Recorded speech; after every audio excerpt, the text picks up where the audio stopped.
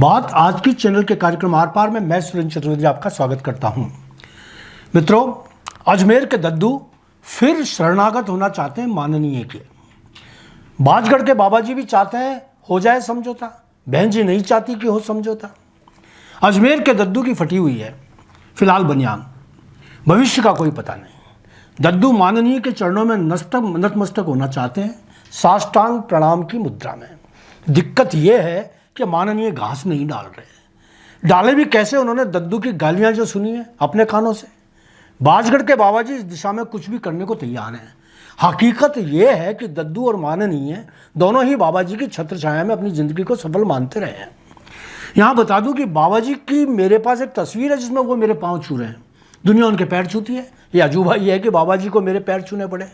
मेरी बात की गवाही भाजपा के एक बड़े नेता भी दे सकते हैं, उनके सामने यह सब हुआ। बाबा जी बहुत बड़े संत सिद्ध हो चुके हैं, इसलिए शायद ही कोई मेरी इस बात पर यकीन कर पाए, मगर हकीकत यह है कि बाजगढ़ के बाबा जी का सच मेरे पास मौजूद है। दद्दू ने माननीय के लिए जिन अश्लील शब्दों का प्रयोग किया उसकी रिकॉर्डिंग माननीय के पास सुरक्षित है। वार्ता की रिकॉर्डिंग सुनने के बाद कोई भी आत्मसम्मान वाला व्यक्ति गाली बकने वाले व्यक्ति से वापस जुड़ नहीं सकता।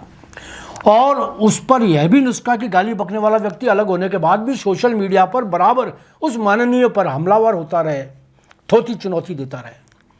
जिस माननीय के एहसानों तले दद्दू का पूरा जीवन दबा हुआ है, उसे अगर गलत फहमी हो जाए कि माननीय की बैलगाड़ी वो ही चला रहा था तो यह भी ताज्जुब की ही बात है। दोस्तों, दद्दू के अलावा शहर का हर दूसरा व्यक्ति ये जानता है कि दद्दू की राजनीतिक पहचान केवल माननीय से ही थी। दिखाई भी दे रहा है कि अब माननीय साथ नहीं तो दद्दू राजनीति में कुछ भी नहीं। दद्दू ने माननीय की छत्र छाया में जमकर आर्थिक उपार्जन किया। सच पूछो तो बदनाम हुए माननीय और चांदी काटी दद्दू ने। अब स्थितियां बदल चुकी हैं। माननीय की नीयत साफ थी, सो वह पूरी तरह से दैदीप्यमान है। बेईमान दद्दू की स्थिति शरणागत होने जैसी ही है, माननीय के सामने भी और उन बहन जी के सामने भी जिसे वो कभी अपने पैर की जूती समझा करते थे। जानकारी मिली है कि भाई साहबों के माध्यम से समझौते करवाए गए प्रयासों के विफल होने पर अब दद्दू बाजगढ़ के बाबा जी की मदद से माननीय जी के साथ बिगड़ी बात बनाने के लिए नतमस्तक हैं। मुझे ताज्जुब है कि क्या बाबा जी ये नहीं जानते कि बहन जी से दद्दू की सार्वजनिक नज़दीकियों के चलते माननीय और दद्दू के बीच की खाई और गहरी हो चुकी है। उनकी समझौते की पंचायती हर बार की तरह इस बार भी सफल नहीं होने वाली। दूसरी तरफ माननीय ने यह तय कर लिया है कि किसी कीमत पर वे दद्दू के गुनाहों को माफ़ नहीं करेंगे। कारण उन्हें सार्वजनिक रूप से दी गई एक एक गाली समय समय पर उनके स्वाभिमान को जगा देती है।